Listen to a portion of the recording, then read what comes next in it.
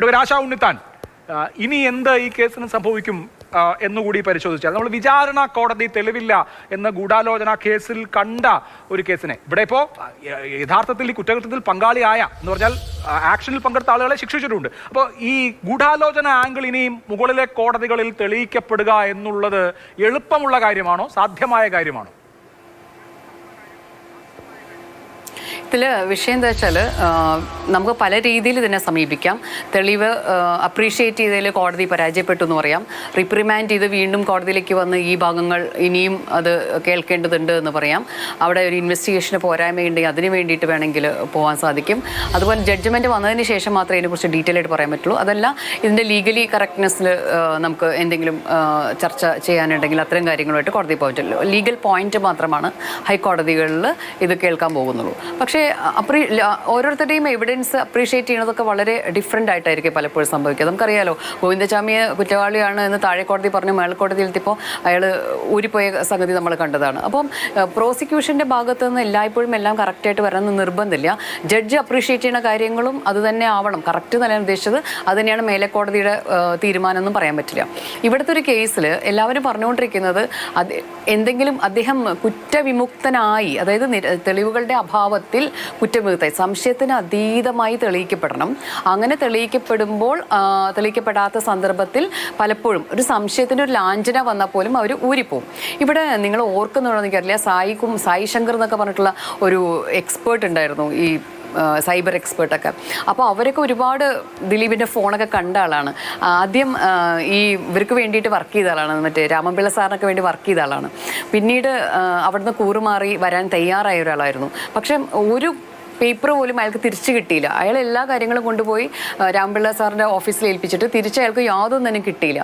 അങ്ങനെ പല ആളുകളെയും പ്രോസിക്യൂഷൻ എത്രയോ ലേറ്റായിട്ടാണ് എൻട്രി ചെയ്യുന്നത്. പക്ഷെ അതിൽ എത്രയോ മുൻപ് തന്നെ ഈ കേസുമായി ബന്ധപ്പെട്ട് എല്ലാവരെയും എൻട്രി ചെയ്ത് എല്ലാവരെയും എല്ലാം വാങ്ങിച്ചു വെച്ച് അതെല്ലാം തന്നെ ഡിസ്പ്രൂവ് ചെയ്യല്ല, അത് തെളിവായി ഉപയോഗിക്കാൻ പറ്റാത്ത രീതിയിലേക്കാക്കി മാറ്റാനുള്ള നല്ലൊരു വളരെ കൃത്യമായ സംഘടിതവും പ്ലാൻഡുമായിട്ടുള്ള നല്ല ബ്യൂട്ടിഫുൾ ആയിട്ടുള്ള ഒരു ഡിഫൻസ് മെക്കാനിസം അവർക്ക് ഉണ്ടാക്കാൻ പറ്റി. അതുകൊണ്ടാണ് അവർ പിന്നെ കോൺസ്പിറസി കേസിൽ ഊരിപ്പോകുന്നത്. കാര്യം പറയുമ്പോൾ അഡ്വക്കേറ്റ് ആശ, കേരളത്തിൽ നല്ല പണം ഉണ്ടാക്കിയ ഒരാൾക്ക് നല്ല പണം ഉണ്ടെങ്കിൽ രാമൻപിള്ള അസോസിയേറ്റ്സിനെ ഹയർ ചെയ്യാം.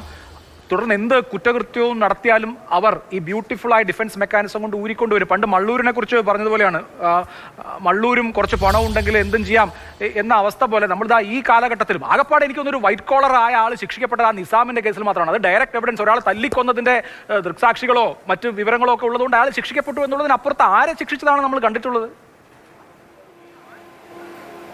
അതെ, അതാണ് ഇപ്പം ഞാൻ പറയട്ടെ, രാമപിള്ള സാറ് മാത്രമൊന്നുമല്ല, നമുക്ക് ഒരുപാട് നല്ല ഡിഫൻസ് അഡ്വക്കേറ്റ്സ് ഉണ്ട്. ഈ ഡിഫൻസ് അഡ്വക്കേറ്റ്സ് ഒക്കെ ഒരുപാട് കേസുകൾ നമ്മുടെ കേരളത്തിൽ തന്നെ കേസുകൾ എടുത്ത് നോക്കിക്കഴിഞ്ഞാൽ വളരെയധികം എക്വിറ്റൽ റേറ്റ് ആണ് കൂടുതൽ. അതായത് ആളുകളെ വെറുതെ വിട്ടുകൊണ്ടിരിക്കുകയാണ്. അതിൻ്റെ അർത്ഥം ഇത്രയും കേരള പോലീസ് പിടിച്ചിട്ടുള്ള മുഴുവൻ കേസും കള്ളക്കേസാണെന്നാണോ? അല്ല. എനിക്ക് പോലീസോട് കൃത്യമായി പല കാര്യങ്ങളും ഡിഫറൻസ് ഓഫ് ഒപ്പീനിയൻ ഉണ്ടെന്ന് നിങ്ങൾക്കറിയാവുന്ന കാര്യമാണ്. പക്ഷേ കേരള പോലീസ് ചെയ്തിട്ടുള്ള പല കേസും പോസിറ്റീവ് വളരെ കൃത്യമായിട്ടുള്ള കേസുകളുണ്ട്. പക്ഷേ ആ കേസുകളൊക്കെ ഊരിപ്പോകുന്നുണ്ട്. അപ്പോൾ ഊരിപ്പോകുന്നത് എന്താ പ്രശ്നം? അവിടെ വ്യക്തമായ നല്ല ഒരു പ്രോസിക്യൂഷൻ നമുക്കില്ല എന്നാണ്. വിക്ടിമിന് ഇപ്പം ആഗ്രഹിച്ചാൽ പോലും, ഇപ്പോൾ നേരത്തെ നിങ്ങൾ കണ്ടു ടി ബി മിനി വക്കാലത്തെടുത്തിട്ടുണ്ട് നമ്മളുടെ നടിയുടെ. പക്ഷേ വക്കാലത്തെടുത്ത് കോടതിയിൽ വന്നിരിക്കുന്ന ടി ബി മിനിക്ക് ഒരു തുറന്നൊരു വാക്ക് പറയാൻ പറ്റില്ല. അപ്പോൾ എന്തിനാണ് അങ്ങനെ ഒരു വിക്ടിംസ് കൗൺസിൽ അല്ലെങ്കിൽ സർവൈവറുടെ കൗൺസിൽ? ഒരു ഉപകാരമില്ല. അതായത് നമ്മുടെ പ്രോസിക്യൂഷൻ സ്ട്രോങ് ആയില്ലെങ്കിൽ ഒന്നും ചെയ്യാൻ പറ്റാതെ കൈ കെട്ടി നിൽക്കേണ്ട അവസ്ഥയാണ് വിക്ടിമിനുള്ളത്. വിക്ടിം ഒരു വക്കീലിനെ വെക്കാൻ പോലും പറ്റില്ല. വിക്ടിമിന് ഏറ്റവും നല്ലൊരു വക്കീലിനെ ഈ സംവിധാനത്തിന്റെ പരിമിതികൾ കൂടിയാണ് അഡ്വക്കേറ്റ് ആശ പറഞ്ഞു വെക്കുന്നത്.